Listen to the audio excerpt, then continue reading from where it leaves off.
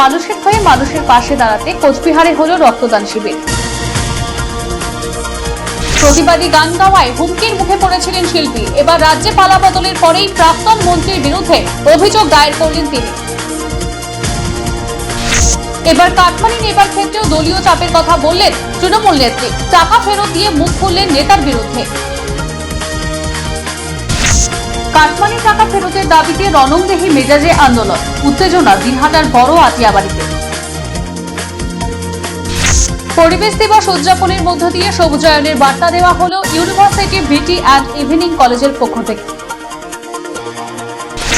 গ্রীষ্মকালীন রক্তের সংকট মেটাতে রক্তদান শিবিরের আয়োজন কোচবিহারে রিপ্রেজেন্টেটিভ ইউনিয়নের পক্ষ থেকে হয় এই কর্মসূচি।